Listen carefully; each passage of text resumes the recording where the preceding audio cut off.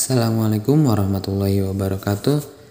Oke Bapak Ibu, di sini saya akan membagikan bagaimana cara untuk mengisi data dari satuan pendidikan yang akan melaksanakan PPDB secara online melalui aplikasi atau link PPDB Disdik Garut versi 2.0 ya.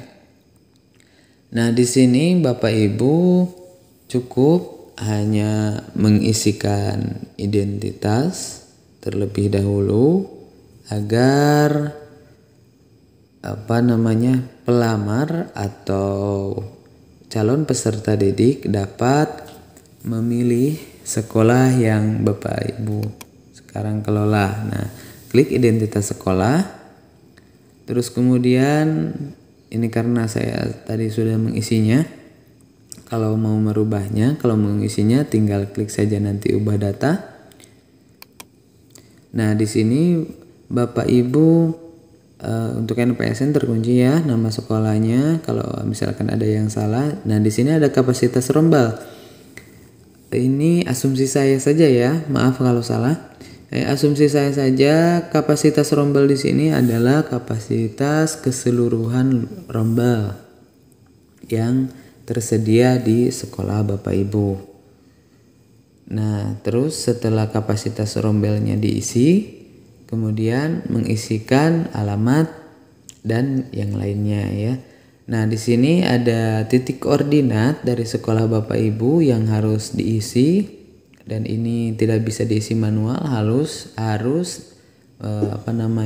menempatkan titik kursor yang tepat ya, diletak di mana sekolah Bapak Ibu berada. Nah, masih sama caranya seperti yang dari awal yang tadi yang di peserta didik, dengan mengklik tahan, klik kiri tahan di tanda itunya, di tanda biru. Nah, Bapak Ibu bisa memindahkan titik lokasinya. Nah, setelah itu, setelah semuanya beres, tinggal klik simpan. Ya, klik simpan dan tutup.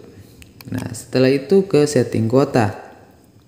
Nah, untuk di setting kuota, silakan Bapak Ibu isikan kuota atau jumlah peserta didik yang kemungkinan akan diterima di sekolah Bapak Ibu ya. Di sini ada beberapa jalur tertera, silakan Bapak Ibu pilih saja jalurnya. Ada jalur zonasi, afirmasi, perpindahan tugas orang tua atau wali dan seterusnya. Nah, di sini saya isikan 50 untuk kuota zonasinya.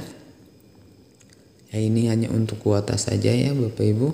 Bebas mau isikan berapapun, tapi asumsi saya itu harus berdasarkan kepada rombel yang ada ya tentunya.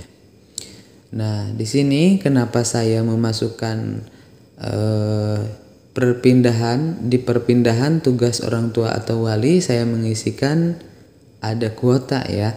Ini hanya siasat saya saja untuk mensiasati ada orang tua yang pindah dari misalkan luar kecamatan atau luar kabupaten yang pindah, tapi si orang tua tersebut belum mengupdate kakaknya sementara pas pendaftaran itu belum mengupdate kakaknya.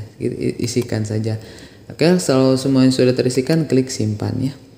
Nah, terus kemudian ke daftar peserta. Di daftar peserta ini akan ada semuanya. Ya, dipilih dulu jalur PPDB yang atas, itu jalur zonasi. Ini semua saya ini baru mengisikan 6 orang ya, yang data yang masuk itu dari jalur zonasi baru ada 6 orang yang masuk datanya. Nah, terus kemudian ke kolom, nah ini ya bisa dirubah nanti kalau misalkan ada jalur zonasi, afirmasi dan lain-lain ya. Dipilih dulu di atas nih, di jalur PPDB-nya. Nah, terus kemudian kita masuk ke kolom validasi peserta ya. Nah, di kolom validasi peserta ini Bapak Ibu bisa mengklik valid atau tidaknya status dari calon peserta didik. Nah, kalau di sini statusnya Bapak Ibu bisa lihat itu ada centang hijau ya, yang berarti itu menandakan valid. Kalau misalkan Bapak Ibu mau merubahnya, tinggal klik yang di aksi itu, tinggal klik tidak valid, maka nanti statusnya akan menjadi merah ya, atau tidak valid. Coba saya klik saja dulu ya, statusnya rubah. Nah, begitu, seperti itu. Kita klik valid saja. Nah, kalau sudah seperti itu, kemudian kita masuk ke rekapitulasi penilaian seleksi. Nah, di sini belum ada ya daftar peserta didik yang masuk di sini. Entah mungkin belum waktunya atau gimana, karena ada jadwalnya untuk tahap-tahap dari pelaksanaan PPDB online ini.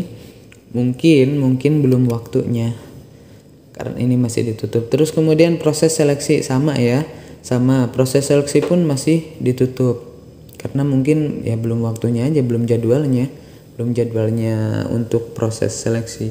Di sini jadwalnya masih pendaftaran ya, sama nih masih ditutup. Kemudian ke menu selanjutnya yaitu daftar ulang. Nah, di daftar ulang ini nanti Bapak Ibu kalau sudah ada ya bisa bisa mengklaim lagi nanti di sini di daftar ulang ya. Karena belum terisi dari proses sebelumnya ya masih kosong. Nah, di sini ubah password peserta. Nanti kemungkinan di sini ada Bapak Ibu bisa merubah password peserta. Nah, ini yang terpenting Bapak Ibu, untuk merubah, jangan lupa untuk merubah password dari akun satuan pendidikan ya, karena akun yang diberikan oleh pemerintah kabupaten itu ada akun general ya, yang memakai NPSN, username NPSN dan passwordnya juga NPSN. Oke, setelah dirubah tinggal Bapak Ibu memasukkan password yang lamanya, terus kemudian masukkan password baru dan simpan ya. Mungkin itu sedikit penjelasan dari saya. Mohon maaf apabila masih banyak kekurangan. Nanti untuk info terbaru kalau misalkan ada, nanti saya akan selalu update ya di channel ini. Jadi jangan lupa untuk subscribe dan nyalakan tombol loncengnya untuk mendapatkan informasi terbaru. Terima kasih. Wassalamualaikum warahmatullahi wabarakatuh.